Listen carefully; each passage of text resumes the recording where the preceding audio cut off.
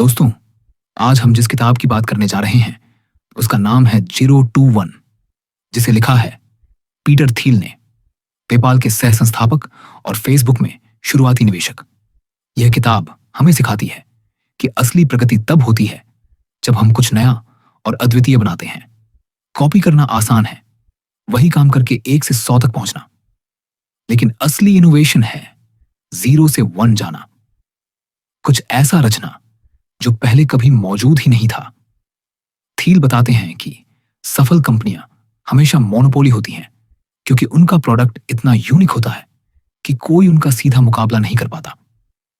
Competition असली दुश्मन है क्योंकि इसमें विजन और प्रॉफिट दोनों खो जाते हैं। भविष्य कोई लॉटरी टिकट नहीं है, बल्कि हमें इसे खुद डिजाइन करना पड़ता है। और सबसे बड़ी बात, दुनिया में अभी भी अनगिनत सीक्रेट्स छिपे हैं जिन्हें खोजने वाले ही बड़े बदलाव लाते हैं। यह किताब सिर्फ बिजनेस नहीं, बल्कि सोचने का एक नया तरीका देती है। यह हमें सिखाती है कि कंपटीशन से बचो, मोनोपोली बनाओ और अपने फ्यूचर को डिजाइन करो। तो आइए दोस्तों, शुरुआत करते हैं इस सफर की 0 से 1 की ओर। Chapter 1, the challenge of the future. दोस्तों, शुरुआत करते हैं एक सवाल से। भविष्य कैसा होगा? क्या आने वाला कल आज से बेहतर होगा या फिर बस वैसा ही रहेगा जैसा हम अभी जी रहे हैं? पीटर थील कहते हैं कि भविष्य को समझने के 2 तरीके हैं। पहला है हॉरिजॉन्टल प्रोग्रेस, जिसे आप ग्लोबलाइजेशन भी कह सकते हैं। इसका मतलब है वही चीज जो पहले से बनी है उसे और ज्यादा फैलाना। जैसे अगर आप एक टाइपराइटर बनाना जानते हैं और आप 100 टाइपराइटर बना देते हैं तो यह प्रोग्रेस तो है, लेकिन यह नया नहीं है। चीन का उदाहरण लीजिए। उसने पिछले कुछ दशकों में पश्चिम की इंडस्ट्रीज को कॉपी किया और उन्हें अपने देश में लागू किया। यही है गोइंग फ्रॉम 1 to N। दूसरा है वर्टिकल प्रोग्रेस, और यही असली इनोवेशन है। इसका मतलब है कुछ बिल्कुल नया क्रिएट करना, जैसे टाइपराइटर से सीधे कंप्यूटर की खोज करना या घोड़े से कार तक पहुंचना। यह है 0 to 1, यानी कुछ ऐसा बनाना जो पहले कभी अस्तित्व में ही नहीं था। थील का तर्क है कि 20वीं सदी में हमने वर्टिकल प्रोग्रेस खूब देखा। Electricity, airplanes, antibiotics, computers, internet, ये सब इन्वेंशंस ने दुनिया बदल दी। लेकिन 1970 के बाद से इनोवेशन की स्पीड धीमी पड़ गई। अब हम ज्यादा ग्लोबलाइजेशन देख रहे हैं, यानी सेम आइडियाज को नई जगहों पर फैलाना, लेकिन उतनी नई खोजें कम होती जा रही हैं। यहां से बड़ा सवाल उठता है, हमारा फ्यूचर कैसा होगा? क्या हम सिर्फ वही चीजें रिप्लिकेट करेंगे जो पहले से बनी है, या फिर हम कुछ ऐसा बनाएंगे जो सचमुच दुनिया बदल दे?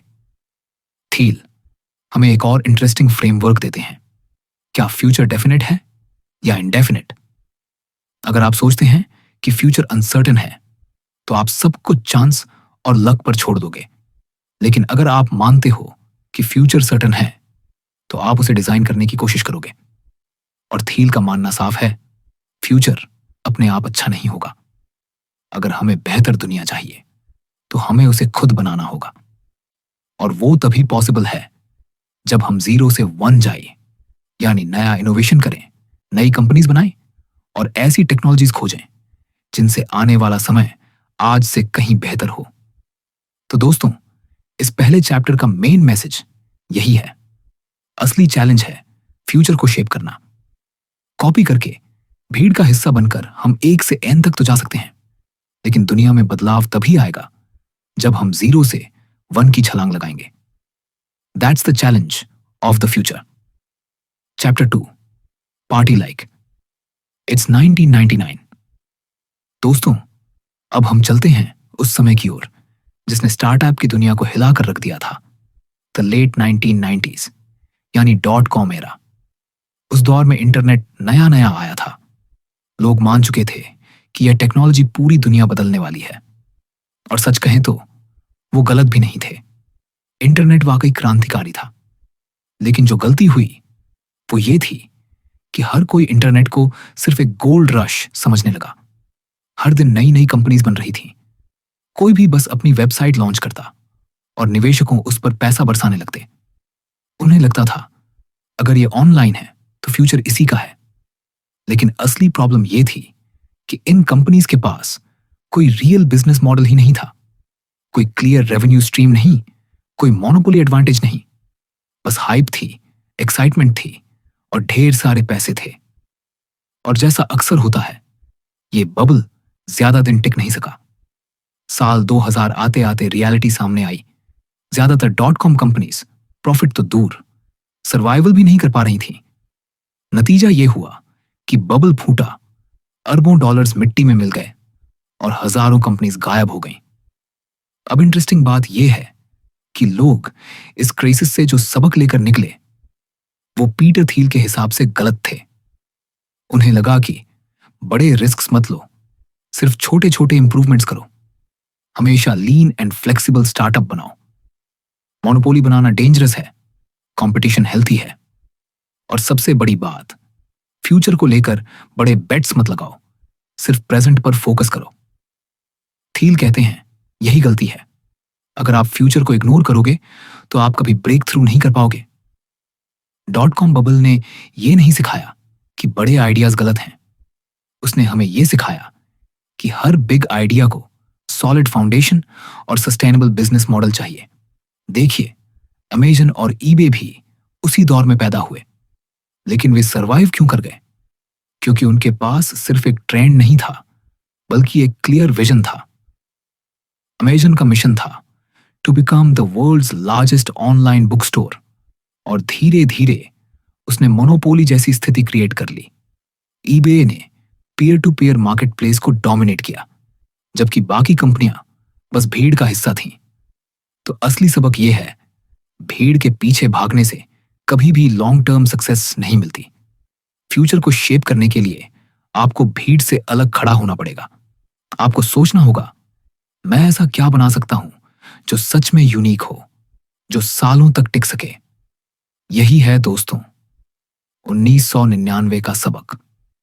It's not about avoiding big ideas, it's about building the right big idea with monopoly, uniqueness, and a long-term vision. Chapter 3. All happy companies are different. दोस्तों, पीटर थील इस चैप्टर की शुरुआत एक बहुत गहरी लाइन से करते हैं। All happy companies are different, but all unhappy companies are alike. यानी जो कंपनियां सफल होती हैं, उनकी सक्सेस स्टोरी हमेशा अलग होती है, क्योंकि उनके पास कुछ यूनिक होता है। लेकिन जो कंपनियां फेल होती हैं, उनकी कहानी ज्यादातर एक जैसी होती है। इंटेंस कंपटीशन, कम प्रॉफिट और धीरे धीरे खत्म हो जाना।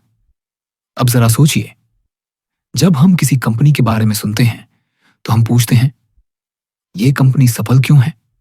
लेकिन थील हमें उल्टा सवाल पूछने को कहते हैं, why is this company different? क्योंकि यही डिफरेंस उसकी सक्सेस की असली वजह होता है। थील हमें एक बोल्ड स्टेटमेंट देते हैं, कंपटीशन इज फॉर लूजर्स। पहली बार सुनकर यह अजीब लगता है, क्योंकि बचपन से हमें सिखाया जाता है कि कंपटीशन अच्छा है। लेकिन बिजनेस की दुनिया में कंपटीशन एक ट्रैप है। अगर आप किसी भी ऐसे मार्केट में एंटर करते हैं जहां पहले से बहुत सारे प्लेयर्स हैं, तो आप क्या कर पाएंगे? वही प्रोडक्ट, वही फीचर्स, और फिर रेस किस में लग जाएगी? प्राइस वॉर में।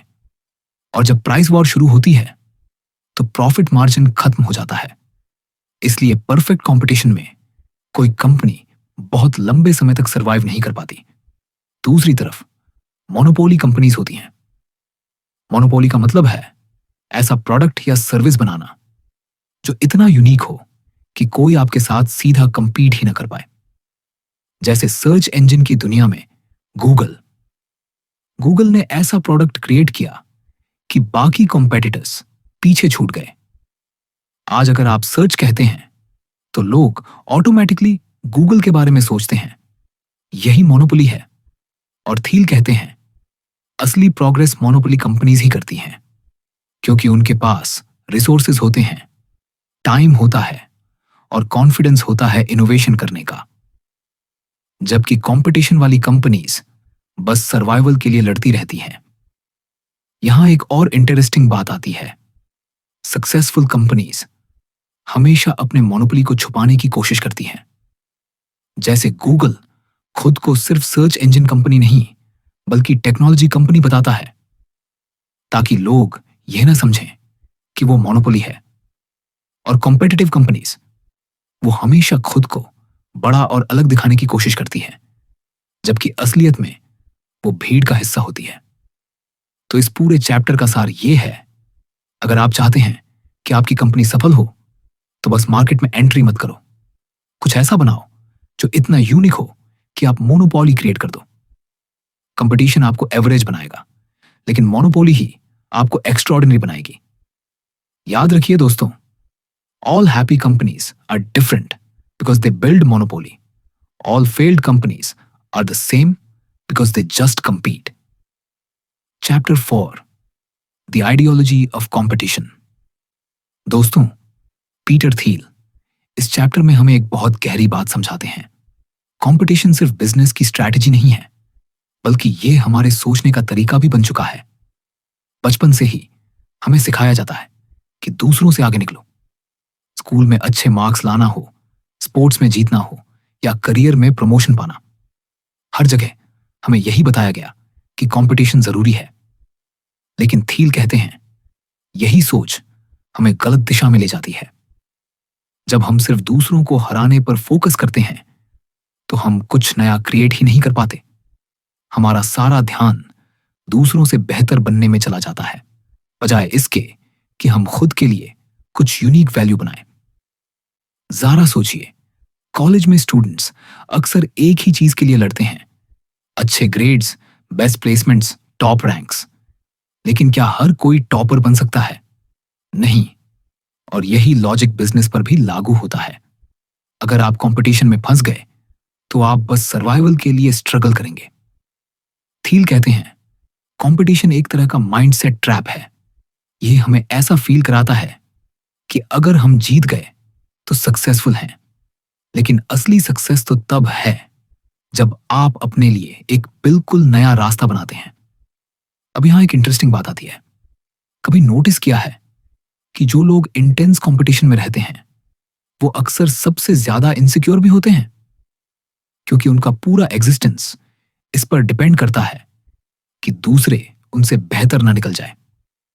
थील कहते हैं कंपटीशन हमें नैरो बना देता है, जबकि इनोवेशन के लिए वाइड विजन चाहिए। वो एग्जाम्पल देते हैं टेक्नोलॉजी कंपनीज की। अगर कोई नई कंपनी सिर्फ दूसरी कंपनीज की तरह फीचर्स कॉपी करती है तो वो शायद कुछ समय सरवाइव कर ले, लेकिन ग्रो नहीं कर पाएगी। ग्रोथ हमेशा उन कंपनियों को मिलती है जो कंपटीशन से बाहर निकलकर मोनोपोली क्रिएट करती हैं। इस चैप्टर का सबसे बड़ा मैसेज ये है, don't get trapped in competition, focus on uniqueness. अगर आप सिर्फ दूसरों को हराने में लगे रहेंगे तो आप अपने लिए कुछ नया बना ही नहीं पाएंगे। लेकिन अगर आप खुद के विजन पर काम करेंगे तो आप दूसरों से अलग दिखेंगे और मार्केट पर अपना कंट्रोल बना पाएंगे। तो दोस्तों, याद रखिए, कंपटीशन देखने में एक्साइटिंग लगता है, लेकिन ये एक इल्यूजन है। असली गेम है मोनोपोली क्रिएट करना, और यही समझ हमें भीड़ से अलग करके फ्यूचर बनाने का पावर देती है। Chapter 5, last mover advantage. दोस्तों, इस चैप्टर में पीटर थील हमें एक बहुत इंटरेस्टिंग आइडिया से इंट्रोड्यूस करते हैं, लास्ट मूवर एडवांटेज। हम अक्सर सुनते हैं फर्स्ट मूवर एडवांटेज, यानी मार्केट में सबसे पहले आकर एडवांटेज लेना। लेकिन थील कहते हैं कि असली जीतने वाला अक्सर वो होता है जो आखिरी तक टिकता है और मार्केट पर मोनोपोली बना लेता है। अब सोचिए, कितनी कंपनीज थीं जो किसी प्रोडक्ट को सबसे पहले लेकर आईं, लेकिन क्या सब आज एग्जिस्ट करती हैं? नहीं, क्योंकि सबसे पहले आना जरूरी नहीं कि आप मार्केट जीत जाओ। अक्सर होता यह है कि फर्स्ट मूवर्स गलती करते हैं, उनका मॉडल सस्टेनेबल नहीं होता और कोई दूसरा प्लेयर आता है, उनकी गलतियों से सीखता है और गेम पूरी तरह अपने हाथ में ले लेता है। यही है लास्ट मूवर एडवांटेज। मार्केट में वो कंपनी जो सबसे आखिर में बची रहती है और मोनोपोली होल्ड करती है। थील कहते हैं, सक्सेसफुल बिजनेस वही है जो डिकेड्स तक टिके, ना कि वो जो कुछ साल हाइप क्रिएट करे और फिर गायब हो जाए। लॉन्ग टर्म वैल्यू क्रिएट करना ही असली सक्सेस है। उदाहरण के लिए, गूगल सर्च इंजन पहले भी थे, अल्टा विस्टा, याहू, लाइकॉस, लेकिन आज आप किसका नाम लेते हैं? गूगल का। क्यों? क्योंकि गूगल ने सिर्फ फर्स्ट मूवर एडवांटेज नहीं लिया, बल्कि अपने प्रोडक्ट को इतना बेहतर बनाया कि वो लास्ट मूवर बन गया। आज अगर कोई सर्च इंजन बनाना भी चाहे तो गूगल को हिला पाना लगभग इम्पॉसिबल है। इस चैप्टर में थील एक और गहरी बात कहते हैं, short term profits are not enough. A great business is defined by its ability to generate cash flows in the distant future. यानी अगर आपकी कंपनी बस आज प्रॉफिट कमा रही है तो वो सस्टेनेबल नहीं है, फ्यूचर में भी आपकी मोनोपोली बनी रहनी चाहिए। तो दोस्तों, यहां मेन मैसेज यही है, मार्केट में सबसे पहले आना इंपॉर्टेंट नहीं है, इंपॉर्टेंट यह है कि आप ऐसा बिजनेस बनाओ जो फ्यूचर में भी रेलेवेंट रहे, जो इतना स्ट्रांग और यूनिक हो कि कंपेटिटर्स धीरे धीरे बाहर हो जाएं और आप मोनोपोली के साथ आखिरी प्लेयर बनकर टिके रहें। याद रखिए, it's not about being the first, it's about being the last and staying there. Chapter 6, you are not a lottery ticket. दोस्तों, पीटर थील इस चैप्टर में हमसे एक बहुत गहरी बात करते हैं। क्या हमारी सक्सेस किस्मत पर डिपेंड करती है? क्या जिंदगी वाकई एक लॉटरी है जहां कुछ लोग लकी निकल आते हैं और कुछ नहीं? ज्यादातर लोग यही मानते हैं कि सक्सेस पूरी तरह चांस पर है। कभी कहते हैं बस सही जगह और सही समय पर होना चाहिए, कभी कहते हैं लक साथ दे तो सब हो जाएगा। लेकिन थील इस सोच को पूरी तरह रिजेक्ट करते हैं। वो कहते हैं आप लॉटरी टिकट नहीं हैं। अगर हम मान लें कि सब कुछ लक पर डिपेंड करता है तो फिर हम कोशिश क्यों करेंगे? फिर मेहनत, विजन और प्लानिंग का क्या मतलब हुआ?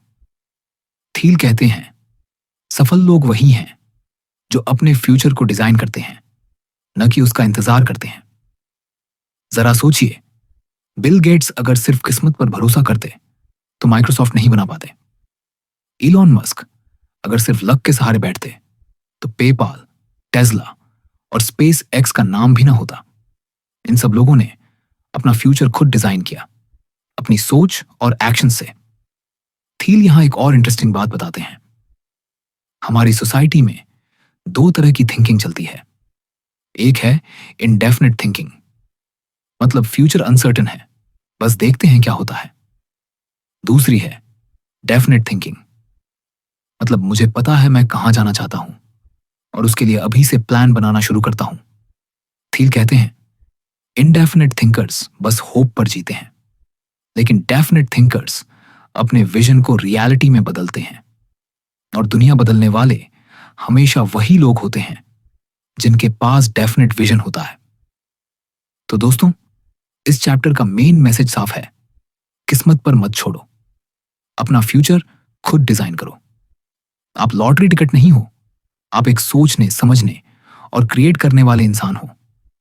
अगर आपके पास एक क्लियर विजन है और उसे अचीव करने की हिम्मत है तो दुनिया को बदलने से कोई नहीं रोक सकता। याद रखिए, great people do not wait for luck, they create their own luck. Chapter 7, follow the money. दोस्तों, इस चैप्टर में पीटर थील हमें बिजनेस की एक सच्चाई से रूबरू कराते हैं। हर कंपनी पैसा कमाती है, लेकिन हर कंपनी एक जैसा पैसा नहीं कमाती। जरा सोचिए, कोई छोटा सा रेस्तरां है और दूसरी तरफ गूगल जैसी कंपनी।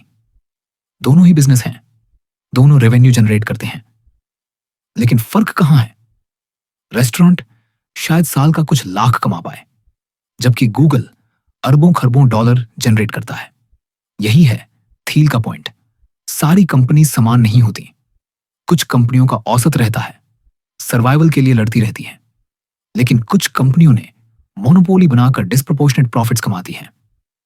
थील कहते हैं अगर आप फ्यूचर बिल्ड करना चाहते हैं तो यह समझना बहुत जरूरी है कि पैसा कहां फ्लो कर रहा है, क्योंकि पैसा हमेशा मोनोपोली की तरफ जाता है। जिन कंपनियों के पास यूनिक एडवांटेज है, जिनका प्रोडक्ट अनमैच है, वही कंपनियां सबसे ज्यादा वेल्थ क्रिएट करती हैं। एक और बात थील यहां क्लियर करते हैं, ग्रोथ और प्रॉफिट अलग चीजें हैं।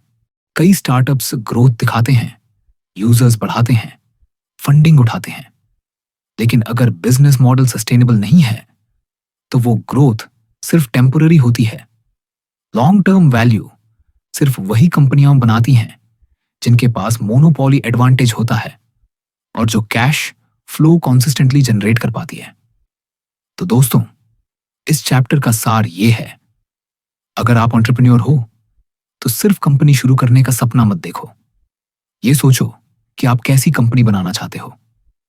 क्या वो भीड़ में खो जाएगी या फिर वो मोनोपोली बनाकर सारे पैसे अपनी तरफ खींच लेगी? याद रखिए, in business money follows monopoly, not competition. Chapter 8 secrets. दोस्तों, इस चैप्टर में पीटर थील हमसे एक बहुत गहरी बात करते हैं। दुनिया में अब भी सीक्रेट्स बचे हैं, लेकिन सवाल यह है, क्या हम उन्हें ढूंढने और मानने की हिम्मत रखते हैं? आज की दुनिया में लोग अक्सर कहते हैं, सब कुछ डिस्कवर हो चुका है, अब कुछ नया पॉसिबल नहीं। लेकिन थील इसे एक खतरनाक सोच मानते हैं। वो कहते हैं, हर बड़ी कंपनी, हर बड़ा इनोवेशन किसी ना किसी सीक्रेट से शुरू हुआ है। जरा सोचिए, पेपैल का आइडिया सिंपल था, दुनिया भर में पैसे भेजना, इजी और फास्ट बनाना। फेसबुक का सीक्रेट यह था कि लोग अपनी आइडेंटिटी ऑनलाइन शेयर करना चाहते हैं। स्पेसएक्स का सीक्रेट यह था कि रॉकेट्स को रीयूजेबल बनाया जा सकता है। ये आइडियाज शुरू में किसी को ऑब्वियस नहीं लगे, लेकिन इन्हीं हिडन सीक्रेट्स ने $1 बिलियन कंपनियों को जन्म दिया। थील कहते हैं, सोसाइटी हमें सेफ प्ले करना सिखाती है। अच्छी नौकरी ले लो, वही करो जो सब कर रहे हैं। लेकिन यही सोच सीक्रेट्स को छुपा देती है, क्योंकि सीक्रेट्स वही खोज पाता है जो भीड़ से अलग सोचने की हिम्मत रखता है। सीक्रेट्स दो तरह के होते हैं, सीक्रेट्स ऑफ नेचर, जैसे साइंस और टेक्नोलॉजी में नए डिस्कवरीज। सीक्रेट्स अबाउट पीपल, यानी लोग क्या चाहते हैं, उनकी जरूरतें क्या हैं, जिन्हें अभी तक किसी ने नोटिस नहीं किया।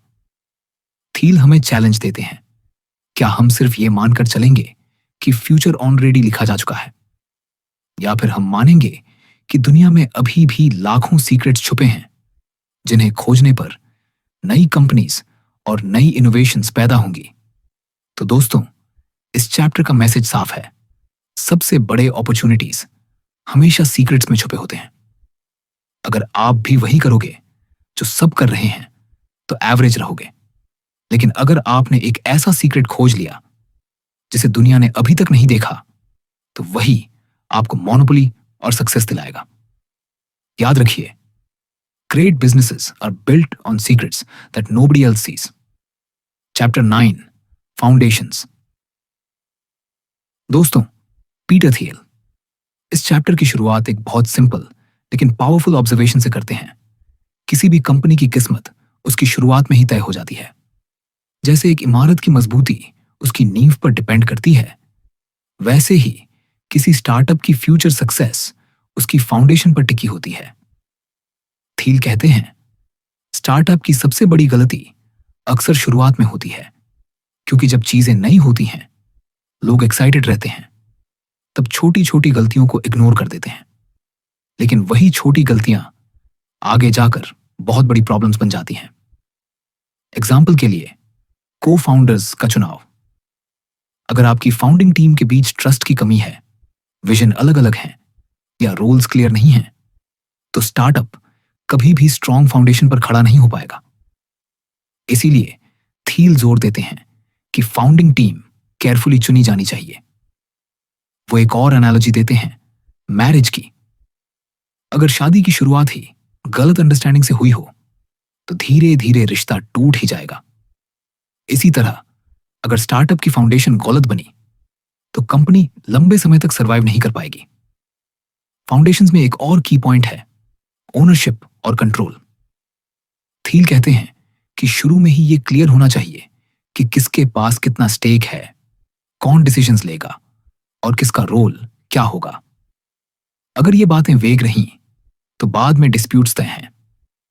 थील यह भी बताते हैं कि कल्चर भी फाउंडेशन का हिस्सा है। अगर शुरुआत से ही कंपनी का कल्चर स्ट्रांग नहीं है, जैसे ट्रांसपेरेंसी, अकाउंटेबिलिटी और विजन की क्लैरिटी, तो ग्रोथ के साथ साथ ये वीकनेस बढ़ती चली जाएंगी। तो दोस्तों, इस चैप्टर का मेन लेसन यही है, स्टार्टअप्स फेल नहीं होते क्योंकि वे आइडियाज की कमी से नहीं, वे कमजोर बुनियादों पर खड़े होते हैं। अगर नींव मजबूत है तो इमारत कितनी भी ऊंची बने टिकेगी, लेकिन अगर फाउंडेशन गलत रखी गई तो बड़ी से बड़ी कंपनी भी ढह जाएगी। याद रखिए, a strong foundation is the first monopoly of a startup. Chapter 10, the mechanics of mafia. दोस्तों, पीटर थील इस चैप्टर में हमें एक बहुत ही अनयूजुअल कंपैरिजन से इंट्रोड्यूस करते हैं। वो कहते हैं कि एक सक्सेसफुल स्टार्टअप टीम को माफिया जैसा होना चाहिए। अब आप सोच रहे होंगे, माफिया? क्योंकि माफिया का मतलब है लॉयल्टी, यूनिटी और एक ऐसा बॉन्ड जो बाहर वालों को समझ नहीं आता। थील बताते हैं कि पेपाल की सक्सेस का सबसे बड़ा कारण उसकी टीम थी। वो लोग सिर्फ कॉलीग्स नहीं थे, बल्कि एक तरह से फैमिली थे। उनके बीच एक स्ट्रॉन्ग सेंस ऑफ मिशन था। हम दुनिया में पेमेंट्स को बदल देंगे। और यही शेयर्ड मिशन उन्हें हर चैलेंज के अगेंस्ट खड़ा रखता था। आज की कॉर्पोरेट दुनिया में अक्सर लोग कंपनीज को सिर्फ जॉब्स की तरह देखते हैं। 9 से 5 काम करो, सैलरी लो, घर जाओ। लेकिन थील कहते हैं, अगर स्टार्टअप को एक्स्ट्रॉर्डिनरी बनाना है तो आपको ऐसी टीम चाहिए जो सिर्फ जॉब करने ना आए, बल्कि एक बड़े मिशन का हिस्सा बनने। वो कहते हैं, सही लोगों को हायर करना सबसे क्रिटिकल काम है। आपको ऐसे लोग चाहिए जिनके वैल्यूज आपके विजन से मैच करते हों। स्किल्स तो सिखाई जा सकती हैं, लेकिन कमिटमेंट और पैशन सिखाना पॉसिबल नहीं। इसलिए थील एडवाइस देते हैं, hire people who are missionaries, not mercenaries. Missionaries वो होते हैं जो एक कॉज के लिए काम करते हैं। मर्सनरीज सिर्फ पैसे के लिए आते हैं। और एक कंपनी को सस्टेनेबल मोनोपोली बनाने के लिए मिशनरीज की जरूरत होती है। थील एक और इंटरेस्टिंग पॉइंट कहते हैं, सक्सेसफुल स्टार्टअप कल्चर बाहर वालों को थोड़ा अजीब लग सकता है क्योंकि उसमें इनसाइडर्स का एक खास बॉन्ड बन जाता है और आउटसाइडर्स उसे माफिया जैसा फील करते हैं। लेकिन यही कल्चर कंपनी को स्ट्रांग बनाता है। तो दोस्तों, इस चैप्टर का सार यह है, एक महान कंपनी सिर्फ आइडियाज या टेक्नोलॉजी से नहीं बनती। वो बनती है एक ऐसी टीम से जो पूरी लॉयल्टी और मिशन के साथ जुड़ी हो। याद रखिए, a strong team with a shared mission looks strange from the outside, but unstoppable from the inside. Chapter 11, If you build it, will they come? दोस्तों, इस चैप्टर का टाइटल ही एक बहुत कॉमन बिलीफ को चैलेंज करता है। कई एंटरप्रेन्योर्स सोचते हैं, अगर हमारा प्रोडक्ट अच्छा है तो लोग खुद आ जाएंगे। लेकिन पीटर थील कहते हैं, यह सबसे बड़ी भूल है। थील का साफ कहना है, दुनिया में बेस्ट प्रोडक्ट होना काफी नहीं है। अगर कोई उसके बारे में जानता ही नहीं तो वो बिकेगा कैसे? यही वजह है कि डिस्ट्रीब्यूशन यानी प्रोडक्ट को लोगों तक पहुंचाना उतना ही इंपॉर्टेंट है जितना उसे बनाना। जरा सोचिए, बहुत सारे इन्वेंशंस हुए जिनका नाम आज किसी को याद नहीं, क्योंकि इन्वेंटर्स ने सोचा कि सिर्फ प्रोडक्ट बनाना ही सक्सेस है। लेकिन जिन कंपनीज ने डिस्ट्रीब्यूशन पर फोकस किया वही आगे निकली। उदाहरण के लिए माइक्रोसॉफ्ट का विंडोज शायद सबसे एडवांस्ड टेक्नोलॉजी नहीं थी, लेकिन बिल गेट्स ने डिस्ट्रीब्यूशन स्ट्रैटेजी इतनी स्ट्रांग बनाई कि हर कंप्यूटर में विंडोज आ गया। प्रोडक्ट अच्छा था, लेकिन उसकी जीत डिस्ट्रीब्यूशन की वजह से हुई। थील कहते हैं, हर कंपनी को यह समझना चाहिए कि सेल्स और मार्केटिंग सिर्फ एड ऑन नहीं है, वो कोर है। बहुत से इंजीनियर्स और फाउंडर्स सेल्स को कम आंकते हैं। उन्हें लगता है कि प्रोडक्ट अपने आप बोल देगा। लेकिन सच ये है कि दुनिया में कोई भी प्रोडक्ट बिना राइट सेल्स स्ट्रैटेजी के सक्सेसफुल नहीं होता। एक और पॉइंट थील क्लियर करते हैं, डिस्ट्रीब्यूशन स्ट्रैटेजी शुरुआत से ही डिजाइन करनी चाहिए। आपका कस्टमर कौन होगा, आप तक पहुंचेगा कैसे, कितना कॉस्ट आएगा उसे एक्वायर करने में। अगर ये क्लैरिटी नहीं है तो बिजनेस टिक नहीं पाएगा। तो दोस्तों, इस चैप्टर का मेन लेसन यही है, प्रोडक्ट बनाना सिर्फ आधी लड़ाई है। असली जीत डिस्ट्रीब्यूशन और सेल्स स्ट्रैटेजी से होती है। अगर आप चाहते हैं कि लोग आपके प्रोडक्ट तक पहुंचे तो आपको रास्ता बनाना पड़ेगा। याद रखिए, if you build it they won't just come, you have to bring them. Chapter 12, man and machine. दोस्तों, इस चैप्टर में पीटर थील एक बहुत इंपॉर्टेंट सवाल उठाते हैं, क्या टेक्नोलॉजी इंसानों की जगह ले लेगी? आजकल ये डर हर जगह सुनने को मिलता है, रोबोट्स जॉब्स छीन लेंगे, एआई इंसानों को रिप्लेस कर देगा। लेकिन थील कहते हैं ये सोच अधूरी है। मशीनें और इंसान एक दूसरे के दुश्मन नहीं हैं। असल प्रगति तब होगी जब दोनों साथ मिलकर काम करेंगे। थील समझाते हैं मशीन की ताकत और इंसान की ताकत अलग है। मशीन स्पीड और एक्यूरेसी में अनबीटेबल है, वो लाखों कैलकुलेशंस एक सेकंड में कर सकती हैं। लेकिन क्रिएटिविटी, जजमेंट और अंडरस्टैंडिंग, ये क्वालिटीज सिर्फ इंसानों के पास हैं। तो सवाल ये नहीं होना चाहिए कि मैन वर्सेस मशीन, सवाल ये होना चाहिए कि मैन प्लस मशीन, कैसे हम दोनों की ताकत को मिलाकर कुछ नया क्रिएट कर सकते हैं। जरा एग्जाम्पल देखें चेस का। कुछ सालों पहले कंप्यूटर प्रोग्राम्स ने वर्ल्ड चैंपियंस को हराना शुरू कर दिया। लेकिन जब इंसान और कंप्यूटर ने टीम बनाकर खेला तो वो कॉम्बिनेशन किसी भी सोलो कंप्यूटर से ज्यादा पावरफुल निकला, क्योंकि इंसान ने स्ट्रैटेजी दी और कंप्यूटर ने कैलकुलेशन। यही है सिनर्जी। थील यहां एंटरप्रेन्योर्स को एक लेसन देते हैं, अगर आप फ्यूचर बिल्ड करना चाहते हो तो ऐसा प्रोडक्ट बनाओ जो मशीन्स और ह्यूमंस की पावर को कंबाइन करे। मशीन को टूल की तरह यूज करो, रिप्लेसमेंट की तरह नहीं, क्योंकि इंसान और मशीन साथ मिलकर ऐसे सॉल्यूशंस क्रिएट कर सकते हैं जो अकेले किसी से पॉसिबल नहीं। तो दोस्तों, इस चैप्टर का मैसेज साफ है, टेक्नोलॉजी इंसानों को रिप्लेस करने के लिए नहीं बनी है, बल्कि एम्पावर करने के लिए बनी है। भविष्य उन्हीं बिजनेसेस का है जो मैन और मशीन की ताकत को जोड़कर मोनोपोली क्रिएट करेंगे। याद रखिए, the most powerful companies of the future will not be man or machine, but man with machine. Chapter 13, Seeing Green. दोस्तों, इस चैप्टर में पीटर थील एक बहुत इंपॉर्टेंट और सेंसिटिव विषय उठाते हैं, क्लीन एनर्जी और ग्रीन फ्यूचर। आज पूरी दुनिया क्लाइमेट चेंज और पोल्यूशन से लड़ रही है। ऐसे में सवाल यह है, क्या ग्रीन टेक्नोलॉजी अगली बड़ी इनोवेशन वेव हो सकती है? थील कहते हैं 2000 के दशक में एक बड़ा ट्रेंड आया था। हर कोई सोलर एनर्जी, विंड पावर और क्लीन टेक में इन्वेस्ट कर रहा था। लोगों को लग रहा था कि ये ही अगला गूगल या फेसबुक होगा।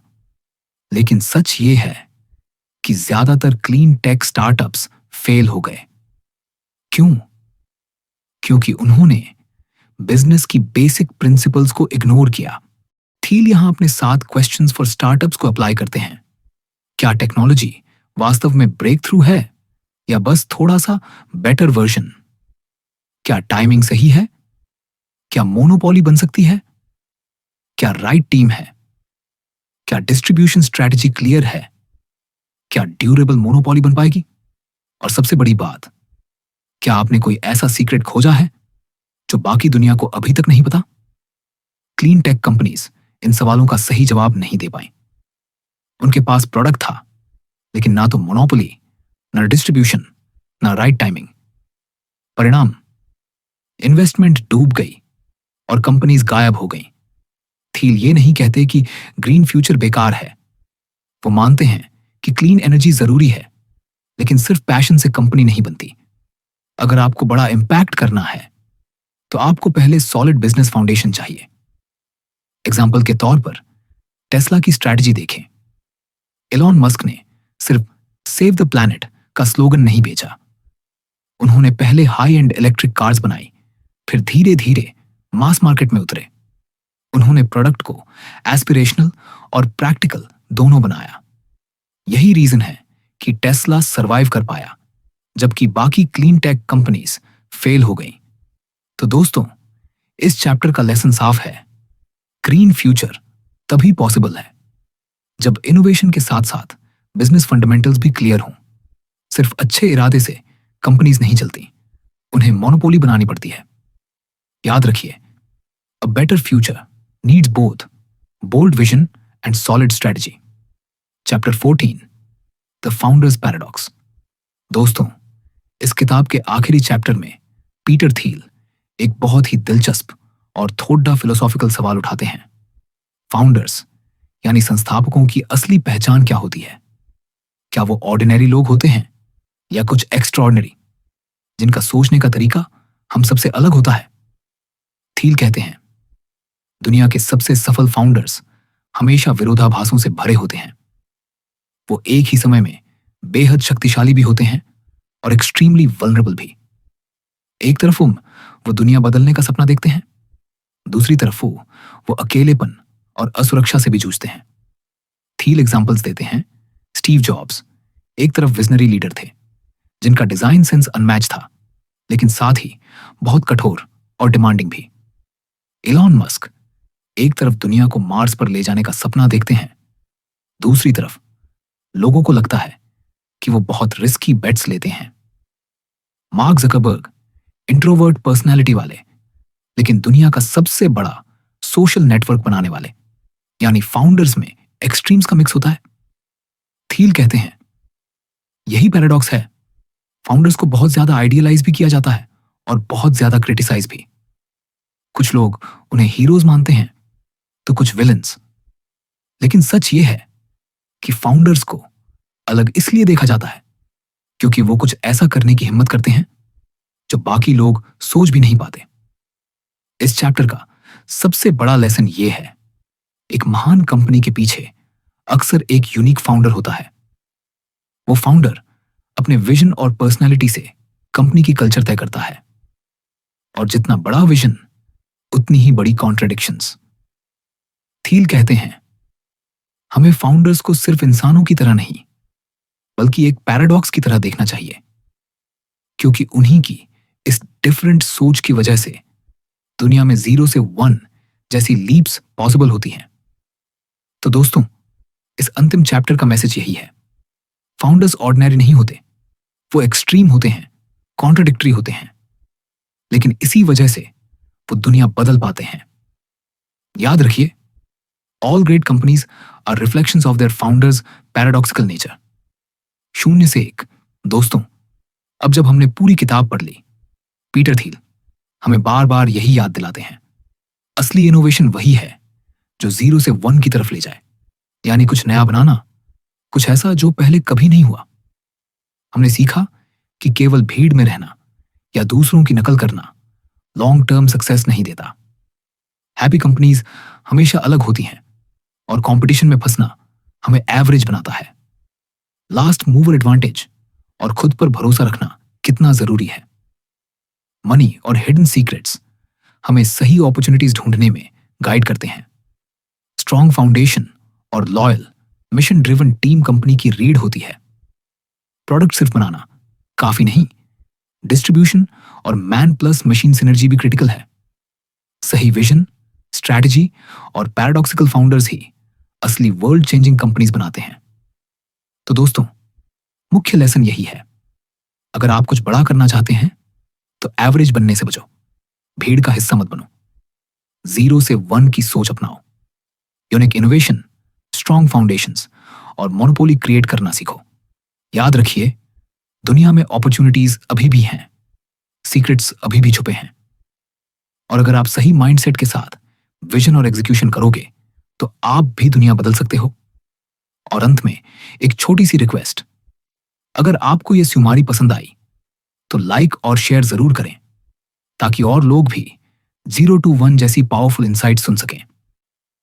कमेंट में बताइए कि आपको कौन सा चैप्टर सबसे ज्यादा इंस्पायरिंग लगा, और अगर आप ऐसे और भी ऑडियो बुक समरीज सुनना चाहते हैं तो चैनल को सब्सक्राइब करना मत भूलिए। याद रखिए दोस्तों, don't just copy, create. Don't just follow, lead. and always think from 0 to 1.